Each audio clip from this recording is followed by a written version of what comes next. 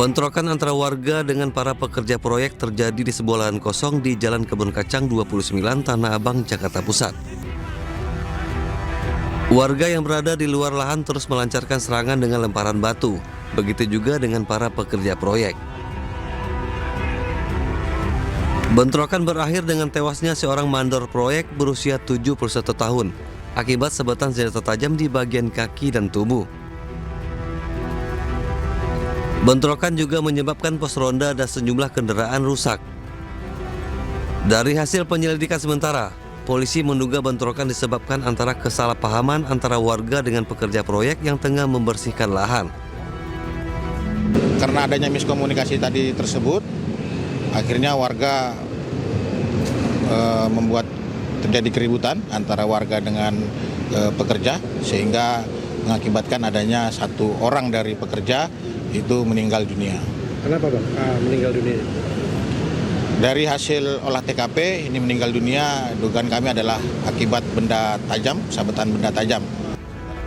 Mencegah bentrokan semakin meluas, Polres Metro Jakarta Pusat langsung menerjunkan pasukan bersenjata laras panjang ke lokasi kejadian. Petugas juga menghentikan aktivitas proyek serta memasang garis polisi di lokasi. Kini jenazah korban telah dibawa ke RSCM untuk diotopsi. Dari Jakarta, Rani Sanjaya, iNews melaporkan.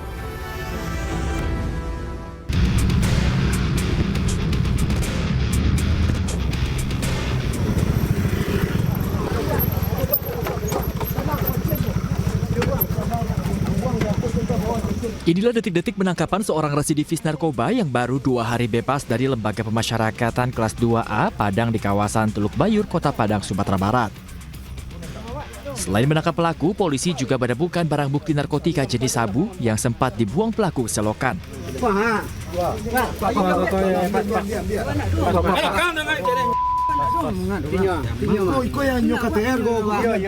Selanjutnya, tersangka digiring ke rumahnya yang berada tidak jauh dari TKP guna mencari barang bukti lainnya. Pelaku ditangkap saat bertransaksi narkoba dengan seorang anggota polisi yang menyamar sebagai pembeli. Dilakukan penyelidikan, setelah dilakukan penyelidikan kita lakukan transaksi undercover buy, pembelian terselubung. Setelah disepakati, tempat sudah ditentukan, langsung tim bergerak. Setelah bertemu anggota dengan calon tersangka, langsung diamankan. Pada tersangka kita amankan, kita temukan 1 paket narkotika jenis sabu. Tersangka Bajen seperti tak kenal jera dengan hukuman penjara atas kasus narkoba. Ironisnya, istri pelaku juga tengah menjalani hukuman di Lembaga Pemasyarakatan atas kasus yang sama. Dari Padang, Sumatera Barat, Budi Sunandar, iNews melaporkan. Diduga berkendara ugal-ugalan, sebuah mobil pickup rusak di amuk massa saat terjebak di lampu lalu lintas, tepatnya di kawasan Simpang Tol Bor, Kota Bogor, Jawa Barat. Warga yang geram bahkan menghakimi sang sopir karena menabrak sejumlah pengendara lainnya.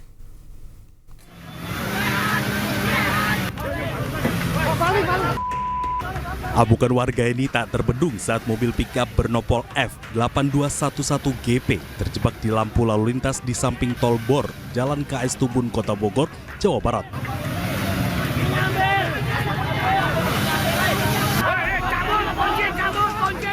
Selain merusak kendaraan, pengemudi mobil pun tak luput dari amukan warga yang beringas.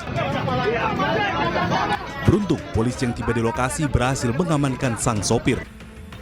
Sebelumnya, mobil pickup Nas ini berkendara secara ugal-ugalan dari arah Cibidung menuju tol Bor hingga sempat menabrak sejumlah kendaraan lainnya. Dari hasil pemeriksaan polisi, pengemudi diketahui merupakan pelaku pencurian yang membawa kabur mobil korban di wilayah Pakansari, Kabupaten Bogor. Pelaku diduga panik lantaran berusaha kabur dari kejaran warga. Waktu kejadian itu, kendaraan memang sedang dikejar-kejar oleh massa.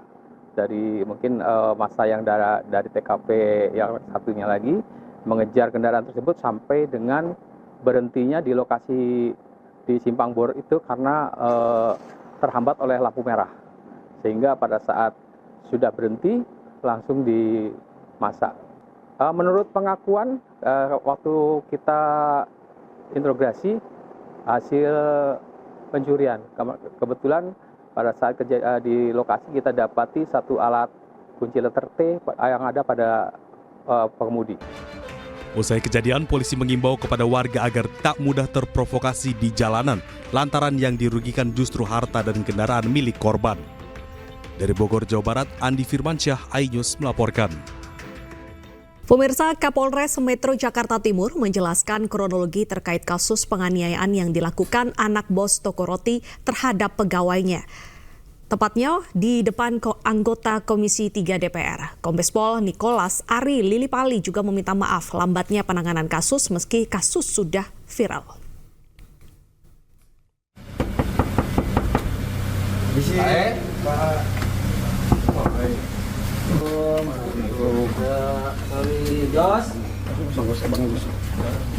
Udah paham Jos ya? Udah paham nggak? Masalahnya udah paham? Oh ya udah, kalau Anda kata udah paham. Kasus penganiayaan yang dilakukan anak bos toko roti terhadap pegawainya mendapat sorotan dari DPR. Kapolres Metro Jakarta Timur pun dipanggil untuk menjelaskan beberapa hal terkait kasus tersebut.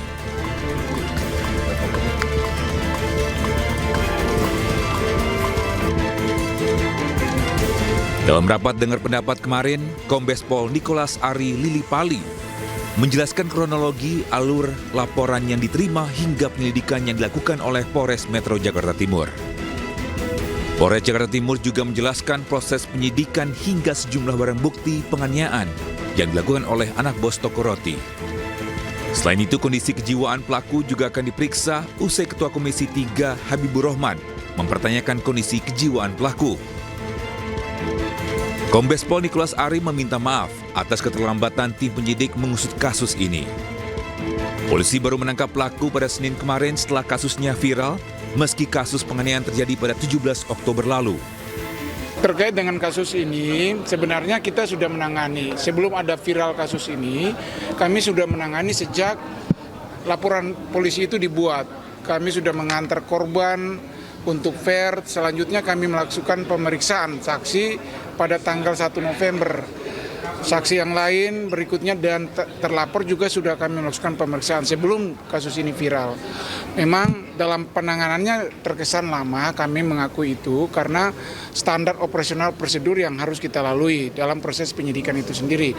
Yang kedua, memang ada saksi, karena ini tahapnya penyelidikan, maka yang kami mengundang para saksi itu undangan klarifikasi. Tidak ada alat penekan kita di situ.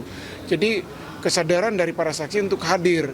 Kami selaku penyidik kami memohon maaf atas keterlambatan proses penyidikan ini, bukan karena keinginan kami, tapi ada juga hal-hal non teknis yang kami hadapi. Kasus penganiayaan anak bos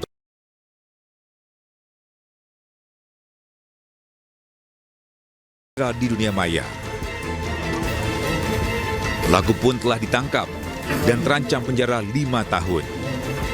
Dari Jakarta, Tim Liputan iNews melaporkan. Sementara itu, pegawai toko roti di Penggilingan Cakung, Jakarta Timur membeberkan sejumlah fakta saat audiensi dengan Komisi 3 DPR. Usai dianiaya oleh bosnya, ia sempat membuat laporan namun ditolak oleh 2 polsek. Ibu korban juga sempat menjual motor untuk membayar pengacara. Itu langsung lapor ke Polsek Cakung. Ke Polsek Cakung. Rawamangun dulu. Rawamangun. Iya, tapi di situ emang nggak bisa nanganin karena. Oke, kejadiannya di Cakung. Akhirnya dirujuk ke Cakung. Dari Cakung juga nggak bisa nanganin juga. Kenapa yang Rawamangun menolak? Apa alasannya waktu itu? Mungkin. TKP-nya. TKP. Oke. Akhirnya saya disuruh ke Polres Jatinegara, Jakarta Timur. Ke Polres Jakarta Timur di Jatinegara. Ya. Itu hari itu juga, hari yang sama. Itu juga. Jadi hari itu Mbak bolak-balik ke 3 kantor polisi. Iya. Diantar siapa? Teman-teman sama keluarga. Oke. 17 Oktober Mbak bolak-balik 3 kantor polisi, akhirnya diterima di Polres Jakarta Timur di Jatinegara itu ya? Iya. Oke, lanjut. Paginya langsung visum. Terus visum.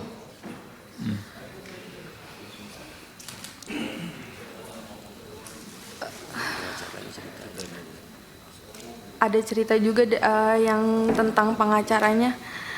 Saya sempat dikirimin pengacara dari pihak pelaku.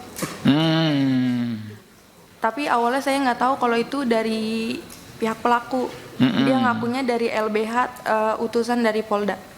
Oh, LBH utusan dari Polda? Iya, dia ngakunya. LBH apa? Disebutin aja mungkin. Kurang tahu. Dia ngomong itu aja.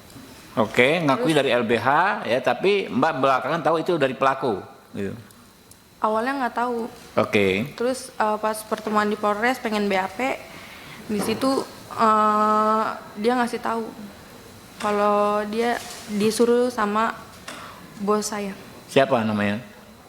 Apsya. Nama pengacaranya? Nama pengacaranya? Enggak. Pengacaranya siapa namanya? Bosnya siapa namanya? Pengacaranya saya nggak tahu namanya. Iya, nama bos Anda siapa? Linda. Oh, Bu Linda ya. Nah, makanya namanya itu Linda apa ya? Linda.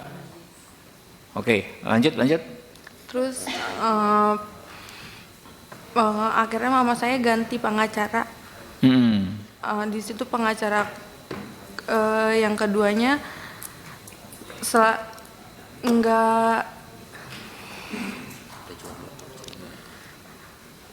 kalau saya tanya tentang gimana kelanjutannya, dia selalu jawab sedang diproses.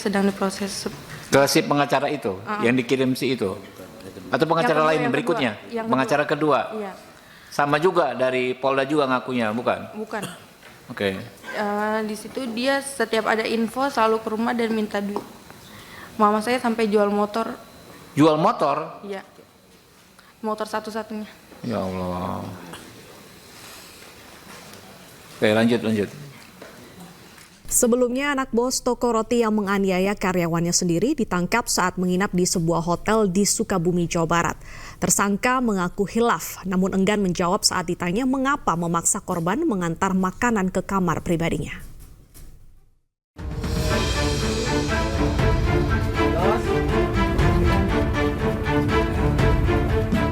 Petugas gabungan dari Ditreskrimum Polda Metro Jaya dan Reskrim Polres Metro Jakarta Timur menangkap pelaku penganiayaan terhadap pegawai toko roti di kawasan Cakung, Jakarta Timur.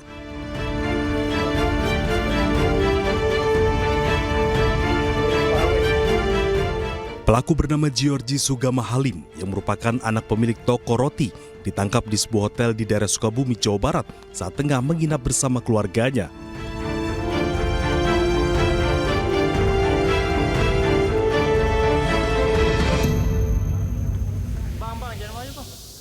Kapolres Metro Jakarta Timur, Kombes Pol Nikolas Ari Lilipali mengatakan, dari hasil penyelidikan dan gelar perkara, polisi akhirnya menetapkan tersangka dengan pasal 351 KUHP dengan ancaman hukuman 5 tahun penjara. Atas peristiwa itu, penyidik mengenakan pasal 351 ayat 1 dan atau pasal 351 ayat 2 Undang-Undang Nomor 1 Tahun 1946 tentang hukum pidana. Ancaman pidananya di atas 5 tahun penjara. Barang bukti yang disita oleh penyidik antara lain yang pertama adalah kursi, patung, mesin EDC dan juga loyal. Sementara itu, tersangka mengaku khilaf dan menyesal saat melakukan penganiayaan tersebut. Namun tersangka enggan menjawab saat ditanya mengapa memaksa korban mengantar makanan ke kamar pribadinya. Saya hilaf. Ya, kamu merasa menyesal? Ya. Terus apa yang jadi alasan kenapa nyuruh Mbak Dwi Ayu ini untuk ngantar makanan ke rumah? Ke kamarmu, iya. Atau nggak jalan sendiri? Padahal itu kan bukan job desk-nya dia sebagai kasir karyawan. Mau komen? Kenapa? Gak mau komen. Oh, nggak mau komen. Bang, bener bang merasa kebal hukum bang? Bang, kok hilaf berkali-kali bang? Bang, korbannya ada berapa bang Jos? Ya katanya selain korban Dwi Ayu ini juga ada korban lain yang tadi Sebelumnya, tersangka menganiaya pegawai wanita toko roti yang dimilikinya di Cakung, Jakarta Timur. Korban dianiaya hingga babak belur, sementara tersangka sesumbar kebal hukum. Penganiayaan berawal ketika korban menolak permintaan pelaku untuk membawa makanan ke kamar pribadi pelaku dengan alasan pelaku menyuruhnya dengan kalimat tidak sopan. Berdasarkan keterangan polisi, pelaku sudah beberapa kali melakukan kekerasan ke para karyawannya. Tim Liputan iNews melaporkan. Dan pemirsa, untuk membahas lebih dalam mengenai kasus santri yang dibakar karena dituduh mencuri, kita sudah terhubung dengan Direktur Ponpes Darussalam Syahada, Bapak Kosdi. Selamat siang, Bapak Kosdi. Selamat siang, Mbak. Terima kasih Bapak sudah bergabung di iNews Siang, Pak. Ya, sama-sama. Baik, Pak Kosdi, kami dari informasi yang kami dapatkan bahwa awal mula kejadian ini dipicu ada kecurigaan korban ini mencuri handphone milik adik dari tersangka. Apakah betul Bapak dan sudah adakah bukti yang mengarah ke kasus pencurian tersebut? Iya, jadi ini kasus kan intern antara mereka karena di pondok aslinya tidak boleh bawa HP. Terus serang kepada ustadz atau di rumah. Nah ini si santri baru ini nyimpen HP, punya teman dekat yang mungkin saling menggunakan. Pas habis digunakan teman dekatnya itu, sepekan kemudian HP-nya nggak ada. Begitu ceritanya. Tapi ini tentunya sebetulnya Ustaz nggak tahu ya karena itu dirahasiakan mereka. Kemudian dari situlah kemudian terjadi kecurigaan dan kemudian diadukan ke kakaknya dan kakaknya ternyata mempunyai kalap gitu ya, sampai seperti itu yang tentunya kita tidak duga karena kesininya dalam rangka menengok adiknya begitu. Pak Kosdi, untuk korban dan adik pelaku sendiri ini sebenarnya satu angkatan ya? Beda, Mbak. Yang satu baru santri baru setengah tahun, yang korban sudah 1,5 tahun. Cuma mereka akrab gitu, akrab dekat, dikenal bersahabat dekat karena kan satu masjid, satu tempat makan, beda kamar, beda kelas gitu. Kalau untuk pelaku sendiri ini, apakah betul profesinya merupakan guru di Ponpes Bapak?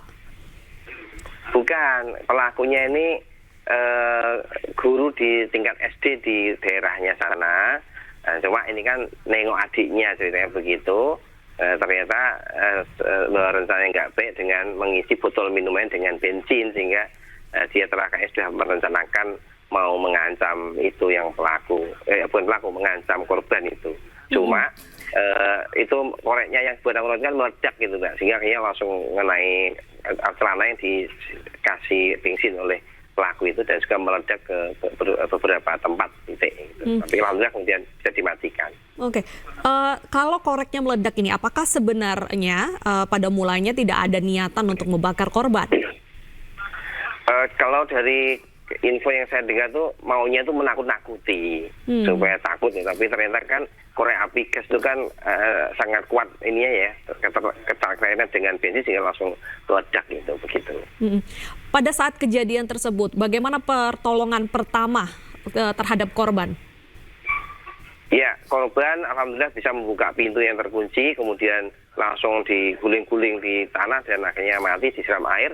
Langsung setelah itu Ustadz kita yang mengurusi pondok tahfidz itu langsung membawa ke rumah sakit dan alhamdulillah cepat karena langsung ditanggung oleh pondok. Kemudian selesai pondok siap gitu aja, langsung kemudian dioperasi paginya dan kemudian sorenya sudah nyaman. Kalau kondisi saat ini untuk korban apakah sudah membaik Pak? Atau masih dirawat di rumah sakit?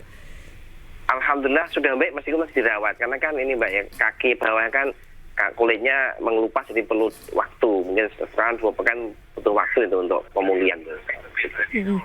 Pak Kosdi, apakah boleh ditunjukkan kepada kami lokasi kejadian? Oh iya, ini lokasinya, ini kamar tamu ini sebenarnya, ini kamar tamu yang mau nginep kita kasih kamar dan ini tempatnya dikunci kemudian terjadi situ. Tapi waktu itu juga sedang didobrak oleh para santri dan ustadz kalau ada kilatan api gitu ya. Cuma terkunci kuat sehingga setelah dibuka perlu ditolong oleh teman-temannya itu dan ustadz yang ada yang jaga pada malam itu.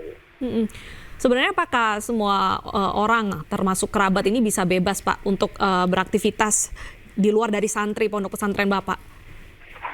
Ya, kalau tamu kan wilayahnya di ruang tamu. Jadi tamu-tamu kalau itu memang keluarga, orang jelas, mau cari siapa, itu kita berikan bertamu di ruang tamu. Santrinya kita panggil. Nah, cuma ini ke santri korban itu kan dipanggil oleh itu kawannya itu yang akrab sehingga ustadznya tidak curiga sama sekali. Saya begitu. Oke, berarti pada saat kejadian itu tidak dalam pengawasan Ustadz ataupun penjaga ponpes ya? Ya, diajak itu tadi temennya untuk ketemu kakaknya itu. Dalam artian kita tidak menyangka mau diapa-apakan mereka, karena kasusnya kan tidak tahu kalau ada problem antara dua anak itu tentang HP itu, Ustaznya belum tahu gitu. Oke, Bapak Kosdi, apakah ada potensi tersangka bertambah setelah penyelidikan yang berjalan? Kemungkinan sih satu itu, karena saya lihat juga orang tuanya datang dari pelaku sangat shock dengan terjadi itu. Kemudian adiknya juga sangat kaget dan shock juga dengan kejadian itu. Sampai adik ini kemudian tidak bisa konsentrasi, meskipun ujian akhirnya minta izin pulang dulu karena terjadinya peristiwa yang dilakukan oleh kakaknya itu. Kemungkinan besar ya satu. Baik, Pak Kosdi, kedepannya apakah dari pihak pondok pesantren akan memberikan pendampingan psikologis kepada korban? Karena tentunya ini kan korban masih di bawah umur dan dikhawatirkan akan mengalami trauma untuk kembali beraktivitas di ponpes.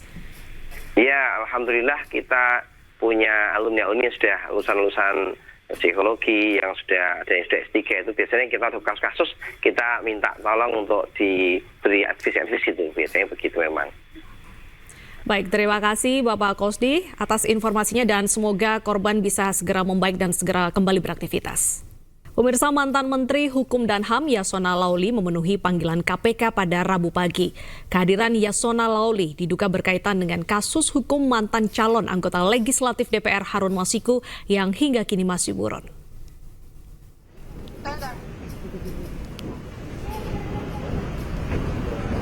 Yasona Laoly tiba di gedung KPK pukul 10 pagi. Ini merupakan pemanggilan kedua karena sebelumnya Yasona tidak hadir pada pemeriksaan hari Jumat 13 Desember lalu.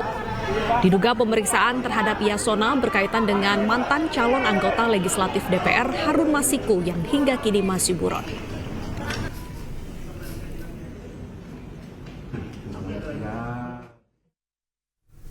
Harun Masiku merupakan mantan calon legislatif PDIP yang diduga menyuap mantan komisioner KPU Wahyu Setiawan agar bisa ditetapkan sebagai pengganti Nazarudin Kiemas yang meninggal dunia usai lolos ke DPR.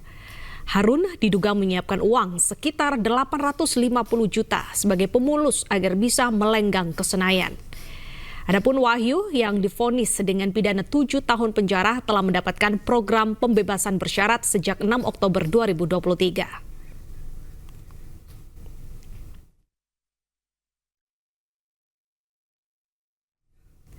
Dan untuk mengetahui informasi selengkapnya, kita sudah terhubung dengan rekan Elsha Casey di gedung KPK.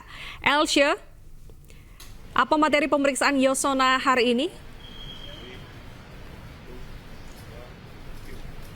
Ya, terkait dengan pemeriksaan Yasona hari ini, menurut informasi yang kami dapatkan, Yasona memang sudah datang di gedung KPK sejak pukul 9.45 tadi pagi.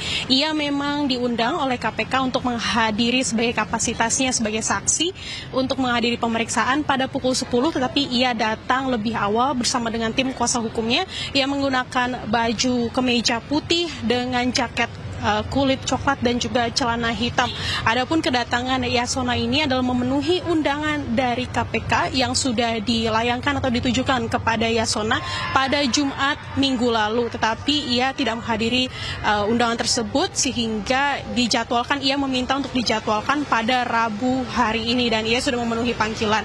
Terpantau memang saat ini Yasona sudah berada di dalam sedang menjalani pemeriksaan oleh tim KPK dan kami juga masih belum mendapatkan informasi lebih lanjut terkait dengan kapan Yasona selesai diperiksa oleh tim dari KPK. Tetapi terkait dengan pemeriksaan dari Yasona ini kami mendapat informasi bahwa ia menghadiri sebagai kapasitasnya sebagai mantan Menteri Hukum dan juga HAM pada tahun 2019 yang lalu. Adapun kedatangan Yasona ini memang dijadwalkan dan untuk memenuhi pemeriksaan terkait dengan kasus dari Harun Masiku. Kembali ke studio. Ya, Elsha, semalam juga ada penggeledahan di Gedung Bank Indonesia terkait dugaan korupsi dana CSR. Apakah Anda mendapat informasi terkini perkembangan kasus tersebut?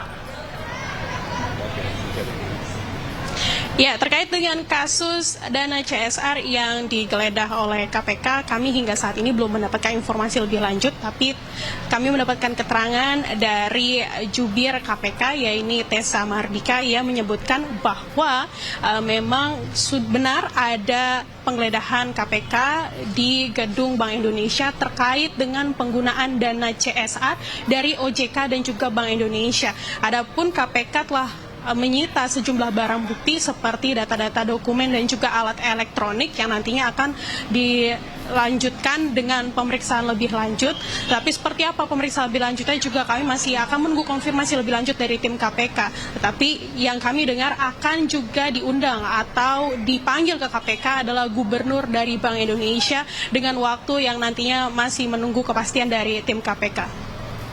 Baik, terima kasih Elsya, kami tunggu perkembangan selanjutnya. Pemirsa, sebelumnya KPK menggeledah kantor Bank Indonesia. Penggeledahan terkait kasus dugaan korupsi dana Corporate Social Responsibility atau CSR Bank Indonesia.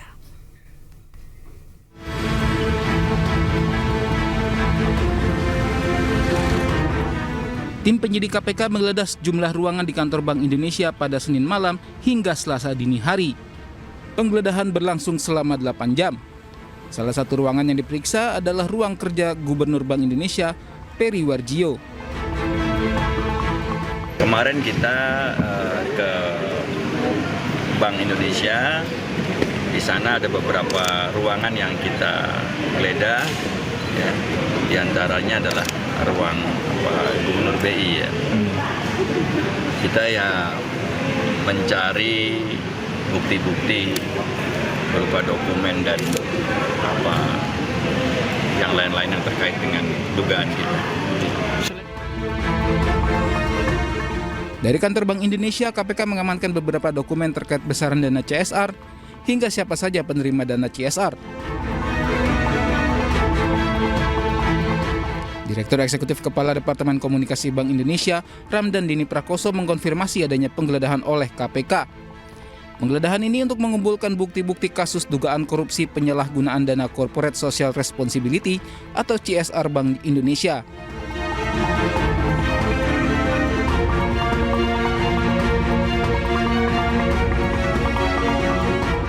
Dugaan adanya penyalahgunaan dana CSR di Bank Indonesia mulai diselidiki sejak September lalu. KPK menduga dana CSR digunakan untuk kepentingan pribadi. Dalam kasus dugaan korupsi dana CSR, KPK telah menetapkan 2 orang tersangka. Tidak hanya BI, penyelidikan kasus dugaan korupsi dana CSR juga melibatkan lembaga negara lain. Tim Liputan iNews melaporkan. Pemirsa, pemerintah resmi menaikkan pajak pertambahan nilai atau PPN menjadi 12% pada Januari 2025. Namun pemerintah menegaskan kenaikan tersebut hanya berlaku untuk barang mewah dan premium.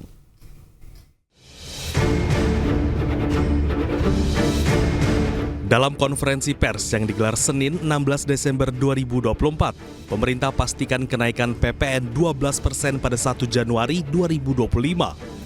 Namun, kenaikan PPN akan dikenakan untuk barang-barang mewah dan premium. Sesuai dengan amarah Undang-Undang tentang Harmoni Peraturan Perpajakan, ini sesuai dengan jadwal yang telah ditentukan, tarif PPN tahun depan akan naik sebesar 12% per 1 Januari. Namun, barang-barang yang dibutuhkan oleh masyarakat, ini PPN-nya diberikan fasilitas atau 0%. Meskipun kita menerapkan PPN 12% secara selektif, karena banyak sekali barang jasa yang bahkan tidak bayar PPN, kami memberikan insentif perpajakan itu dalam magnitude yang sangat besar. Sementara barang-barang yang dikenakan pajak mencakup beras dan buah premium, daging premium seperti Wagyu dan Kobe yang nilainya mencapai jutaan rupiah, ikan premium seperti salmon dan tuna premium, aneka udang dan krustasea premium seperti king crab. Selain bahan kebutuhan pokok premium, jasa pendidikan premium seperti pendidikan standar internasional dikenakan kenaikan pajak. Jasa pelayanan kesehatan medis premium seperti rumah sakit kelas VIP dan listrik pelanggan rumah tangga dengan daya 3.500 hingga 6.600 volt ampere. Tim Liputan iNews melaporkan. Presiden Prabowo Subianto tiba di Kairo, Mesir untuk pertemuan bilateral dan multilateral. Selain itu, kunjungan Presiden kali ini juga untuk menghadiri KTT D8.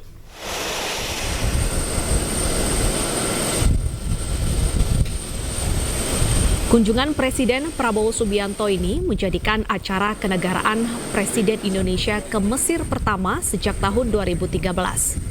Prabowo Subianto tiba di Bandara Internasional Kairo, Mesir pukul 20.18 Selasa malam waktu setempat. Presiden Prabowo dijadwalkan melakukan kunjungan kenegaraan dan bertemu Presiden Mesir Abdel Fattah al-Sisi pada hari Rabu. Pada hari Kamis, Prabowo menghadiri KTT D8, Forum Kerjasama Ekonomi 8 negara, antara lain Indonesia, Bangladesh, Malaysia, Nigeria, Pakistan, Turki, Iran, dan juga Mesir. Saya Keisan, saya Iva. Umur berapa? 11 tahun. Kamu? 10 tahun. Pemirsa, Anda kembali di iNews Siang bersama saya Prisa Sombodatu. Kita ke informasi berikutnya di mana ledakan hebat terjadi di sebuah pabrik di Karawang, Jawa Barat. Ledakan ini menyebabkan 2 pekerja pabrik meninggal dunia. Saya di luhur. Hah? Si Mas Mama di luhur, masih di terbang. Yang lucu belum ini dulu. 3 pekerja korban ledakan di pabrik yang berada di Jalan Raya Rengkas Dengklok, Karawang, Jawa Barat dibawa ke Rumah Sakit Primaya, Karawang. 2 diantaranya mengalami luka bakar hingga 80%. Meski telah mendapatkan perawatan, namun kedua pekerja ini meninggal dunia. Menurut keterangan pihak manajemen pabrik, peristiwa kecelakaan kerja itu terjadi saat pendinginan material titanium yang berada di dalam smelter. Di jalan ada info ledakan dari tungku. Bukan ya, ledakan itu bukan dari tungku. Setelah kita lihat itu ledakannya adalah dari tempat penyimpanan barang jadi. Jadi keluar dari tungku, barang ini disimpan di barang jadi, kita tarik keluar, kita siram. Itu udah 1,5 jam kita siram dari panas sampai dingin. Sudah sesuai sama periode-periode sebelumnya ya, 1,5 jam kita siram, aman, kita tarik, kita siap-siap, kita angkat, kita panen gitu. Pas kita angkat itu, ternyata dia masih panas, dia makanya pecah gitu. Olah TKP telah digelar untuk mengetahui penyebab pasti ledakan ini. Sementara pihak manajemen pabrik akan menanggung semua biaya pengobatan pekerja yang masih dirawat. Perusahaan juga akan berikan santunan kepada kedua pekerja yang meninggal dunia. Dari Karawang, Jawa Barat, Rusti Setiawan, iNews melaporkan. Bas banjir rob rel kereta di perlintasan Jalan Marta Dinata terendam banjir mengganggu perjalanan di Tanjung Priuk, Jakarta Utara. Sementara Puskesmas baru yang terletak di Kecamatan Alok Timur, Kabupaten Sika, NTT terendam banjir. Sejumlah pasien terpaksa dipulangkan.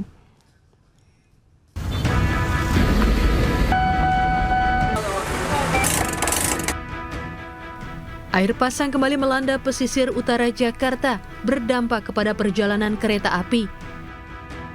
Jalur rel kereta api di perlintasan JIS kembali terendam banjir rob 15 cm. Arus lalu lintas dari stasiun Tanjung Priok menuju stasiun kota dan sebaliknya terganggu. Arus lalu lintas kereta api dihentikan, sifatnya situasional. Jika ketinggian rob turun, jalur rel kereta di perlintasan bisa dilalui. Banjir air rob naik, air pasang laut naik dari laut menuju ke arah rel kereta Jakarta International Stadium, JIS RE Marta Dinata. PT KAI mengerahkan pompa mobile untuk mengurangi ketinggian air. Banjir juga membuat sepeda motor mati mesin. Tak sedikit pengendara menuntun motornya mogok saat menerobos banjir. Puluhan anggota PPSU Papanggo diberdayakan menjadi montir yang memiliki keahlian mekanik memperbaiki kendaraan yang mogok. Puluhan kendaraan yang dibenerin. Biasanya kerusakannya apa sih? Ya paling masuk air doang sih, businya pada mati biasanya. Ini sempat dibongkar-bongkar juga ya? Sempat bongkar-bongkar juga, dicek-cek juga buat biar bisa nyala lagi motornya. Tim Orange sangat membantu karena kerusakan motor dapat diperbaiki dengan cepat.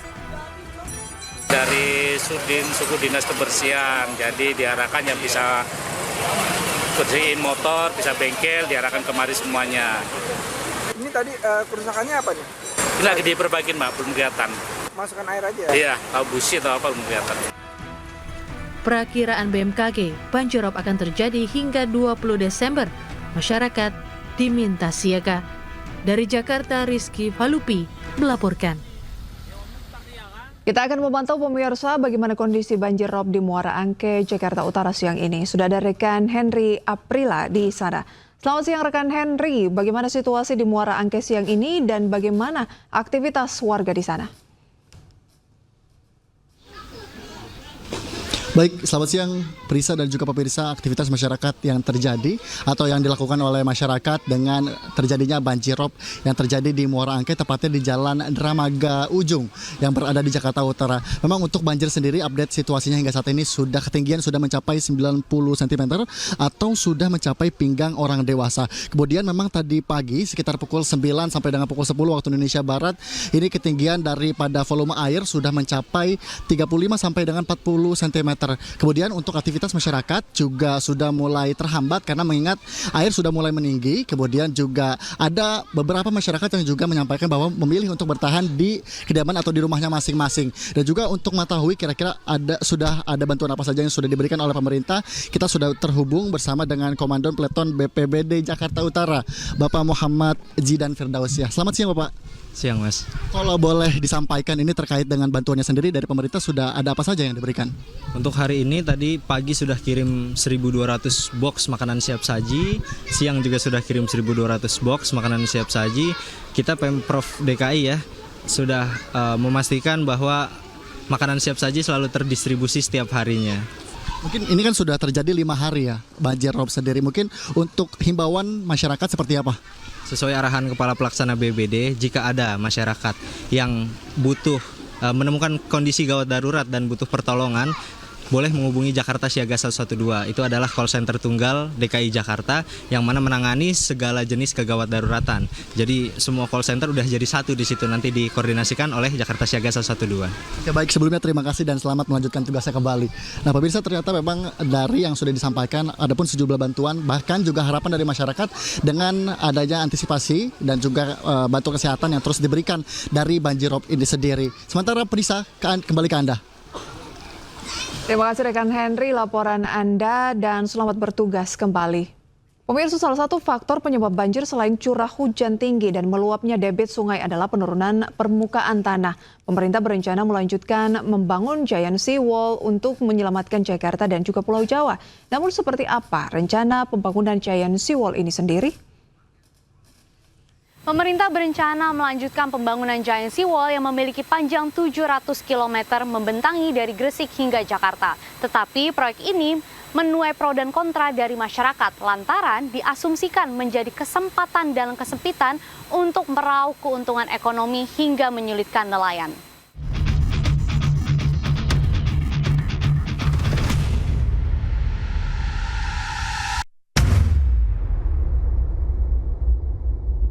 Permukaan tanah di Jakarta yang menurun secara signifikan per tahunnya dan juga kenaikan permukaan air laut yang dapat mengakibatkan banjir rob menjadi alasan utama bagi pemerintah untuk membangun Giant Sea Wall.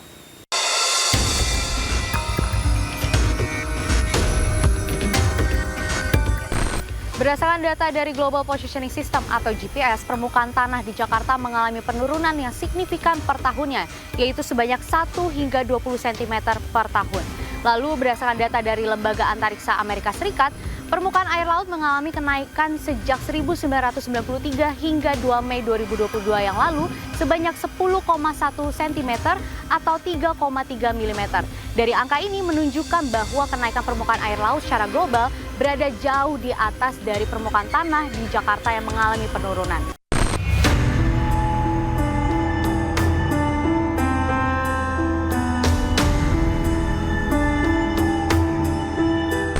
Dalam kondisi Jakarta yang permukaan tanah lebih rendah daripada permukaan air laut, apakah Giant Sea Wall menjadi solusi yang paling efektif atau adakah solusi lainnya yang harus diperhatikan kembali?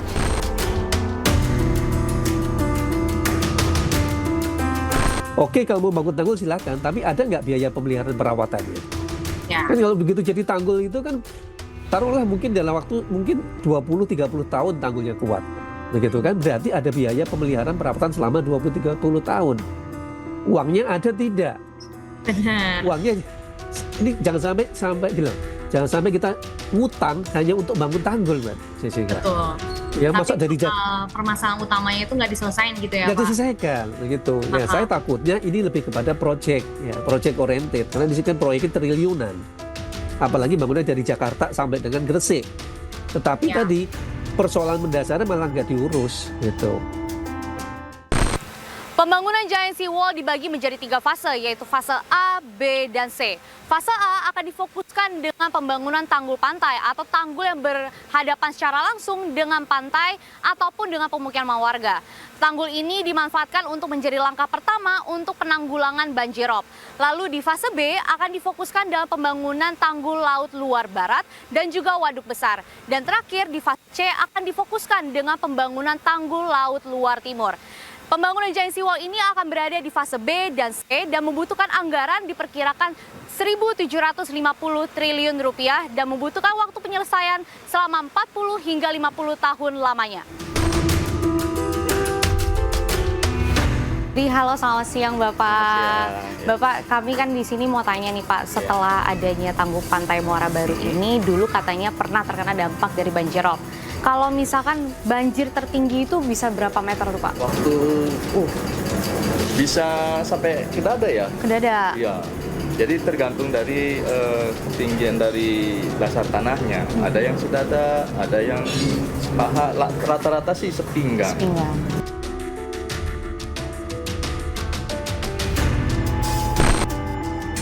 Menjadi proyek yang bertujuan untuk menyelamatkan atau melindungi Jakarta agar tidak tenggelam membutuhkan anggaran yang sangat besar dan waktu yang sangat lama untuk menyelesaikannya. Walaupun menuai pro dan kontra, lantas apa yang akan dilakukan oleh pemerintah? Apakah akan merealisasikan Giant Sea Wall ini atau mencari solusi lainnya? Dari Jakarta, Jessica Winoto, Aulia Syah Ramadan, Ade Supriyatna, iNews melaporkan.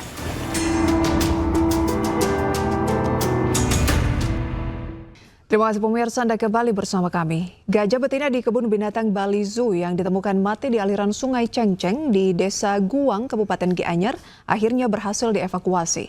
Proses evakuasi berjalan sulit karena medan yang curam serta cuaca yang tidak mendukung.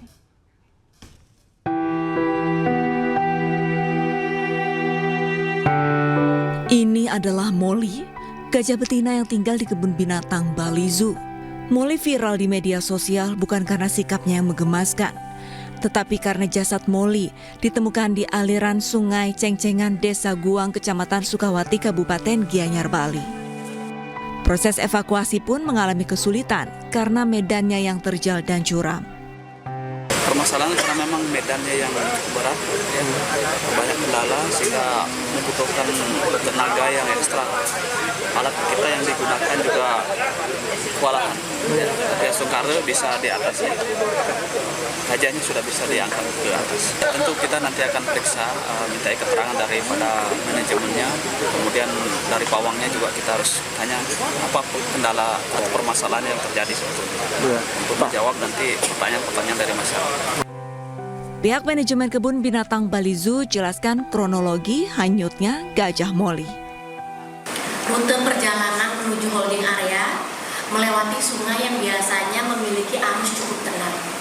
Hujan deras terjadi menyebabkan debit air sungai meningkat secara tiba-tiba dan menciptakan arus yang sangat deras. Dalam situasi ini, Molly kehilangan keseimbangan dan terseret arus.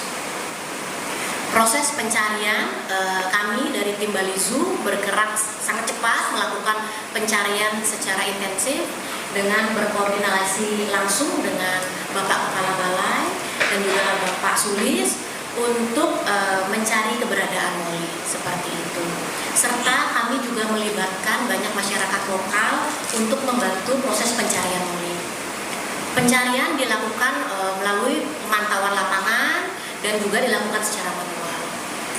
Namun dengan sangat berat hati pada tadi pagi pukul 6:30 pagi kami mendapatkan berita yang cukup berat untuk kami bahwa Molly ditemukan dalam kondisi tidak bernyawa.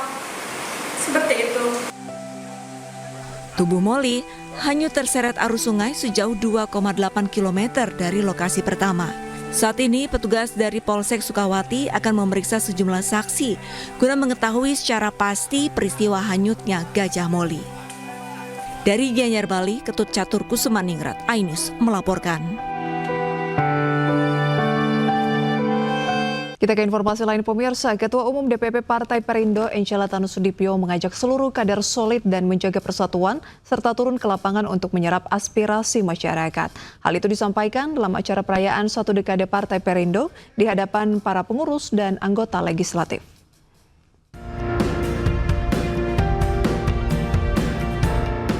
Partai Perindo menggelar acara puncak perayaan hari ulang tahun ke-10 di G-Expo Kemayoran, Jakarta yang turut dihadiri sejumlah petinggi partai politik. Di antaranya Ketua Umum Partai Demokrat Agus Harimurti Yudhoyono, Ketua DPP PDIP Jarod Saiful Hidayat, politikus P3 Sandiaga Uno, Wakil Gubernur Jakarta terpilih Rano Karno, serta sejumlah tokoh nasional lainnya. Dalam pidato politiknya, Ketua Umum DPP Partai Perindo, Angela Tanusudibyo, menyampaikan proses membangun Partai Perindo yang konsisten hadir di tengah masyarakat selama 10 tahun bukanlah waktu yang singkat. Angela juga mengajak seluruh kader Partai Perindo untuk terus berjuang dalam pengabdian kepada bangsa. Jalur politik harus sebuah pengabdian. Ketika itu sebuah pengabdian, maka apapun rintangannya, pasti kita bisa lewati bersama. Pasti kita bisa lalui dengan ikhlas. Apapun rintangannya, pasti kita akan terus semangat untuk bekerja sampai kita tiba pada tujuan. Saya ingin mengingatkan bahwa kita perlu bersentuhan dengan masyarakat. Sehingga untuk masa 5 tahun mendatang ini, buatlah program-program yang relevan, yang bisa menaruh simpati, empati, sehingga masyarakat bisa menjadi lebih dekat dengan Partai Perindo. Dalam perjalanannya selama 1 dekade, Partai Berlambang Raja Wali mengembangkan sayap ini selalu berjuang untuk persatuan dan kesejahteraan rakyat Indonesia dengan menginisiasi program yang fenomenal seperti Gerobak UMKM Perindo dan Ambulans Perindo. Dari Jakarta, Muhammad Zulhilmi, Dede Rudi, iNews melaporkan.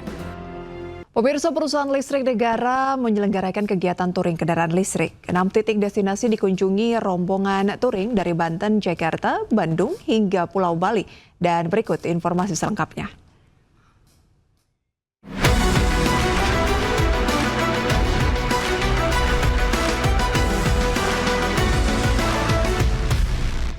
PT PLN Persero telah menyelenggarakan kegiatan touring kendaraan listrik PLN Mobile Adventure 2024 pada tanggal 3 dan 8 Desember 2024. Sebanyak 6 titik destinasi di 6 wilayah dikunjungi dan menjadi tempat persinggahan para peserta dalam perjalanan touring ini.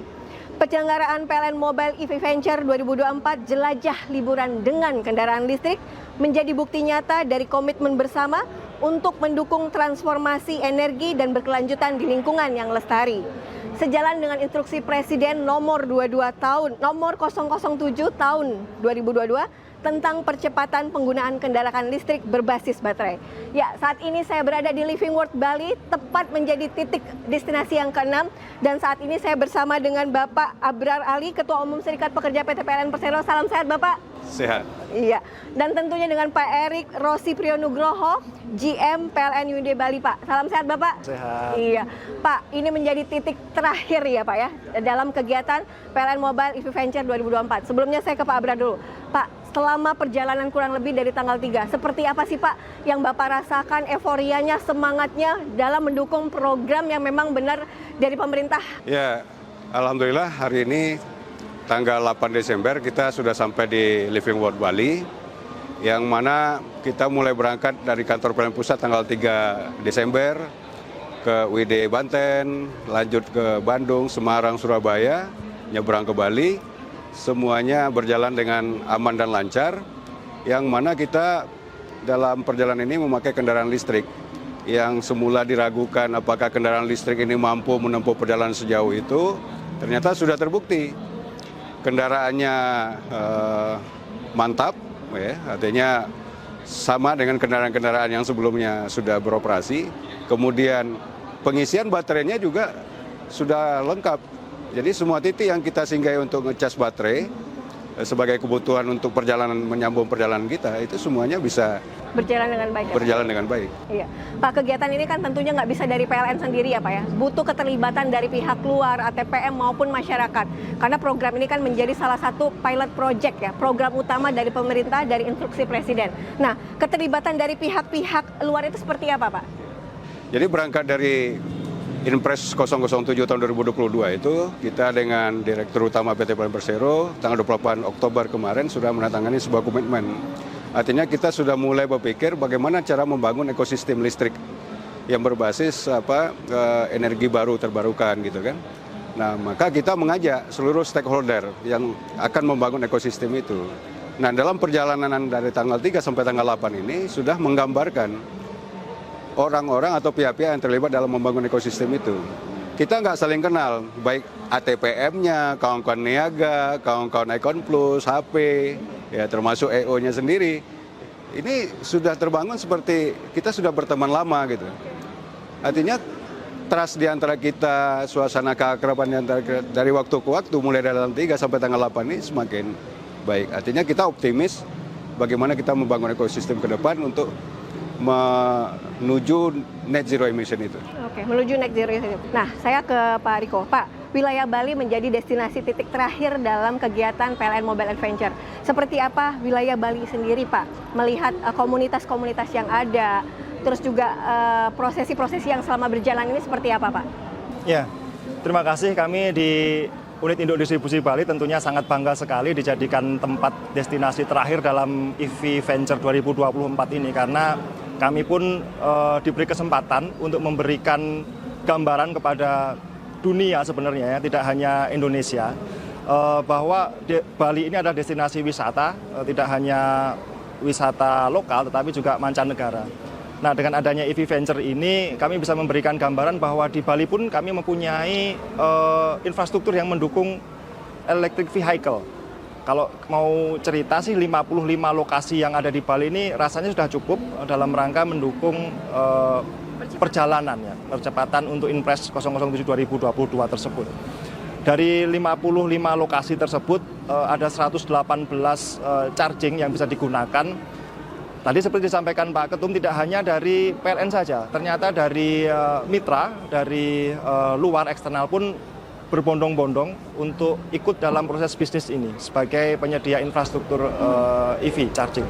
Saya ke Pak Erik lagi, Pak. Tentunya dari komitmen yang sudah ada, pasti ini kan butuh implementasi yang cukup panjang ya, dan itu juga nggak mudah gitu loh. Hal-hal apa yang sudah kira-kira akan dilakukan ke depan dengan adanya kolaborasi ini, dengan adanya komitmen ini, dengan adanya komitmen bersama, Pak? Kalau dengan eksternal terkait dengan penyediaan infrastruktur, kami sudah berjalan ya, secara existing sudah kolaborasi antara PLN, kemudian mitra yang kemudian menyediakan kendaraan listrik pun sudah berjalan. Tetapi memang pegawai itu pun belum semuanya yang berpindah ke kendaraan listrik. Nah, dengan adanya ini tentunya ke depan terkait dengan kemudahan, fasilitas dan sebagainya, ini menjadi pertimbangan kita semua nantinya bahwa kendaraan yang dipergunakan oleh pegawai itu merupakan kendaraan listrik. Ini yang harus kita dorong bersama, karena tentunya self internal will itu harus dimunculkan dari masing-masing pegawai. Saya terakhir ke Pak Abrar. Pak, goals dari program ini seperti apa dan wujud konkretnya khususnya untuk PLN seperti apa Pak ke depan? Nanti kita akan menjadwalkan pertemuan dengan direksi PLN, kita akan laporkan perjalanan ini, dan kita juga mendengar aspirasi dari karyawan gitu ya, dari pegawai PLN. Kira-kira apa yang bisa membantu mewujudkan sehingga pegawai PLN itu bisa memiliki kendaraan listrik, khususnya mobil listrik gitu kan. Nah, itu yang kita coba dorong nanti. Walaupun sementara ini sudah ada dialokasikan dana, tapi menurut kita kuotanya terlalu kecil. Jadi kita akan minta kuotanya ditambah supaya akses kawan-kawan seluruh pegawai dari Aceh sampai Papua itu lebih besar, sehingga transformasinya lebih cepat. dan ekosistemnya tentu terpenuhi ya Pak ya. Pak Erik terima kasih, Pak Bra tentunya terima kasih. Semoga apa yang menjadi harapan untuk membangun ekosistem baru dan transformasi ini segera bisa berjalan dengan baik ya. Pemirsa, demikian bincang-bincang saya, sampai jumpa di bincang-bincang berikutnya.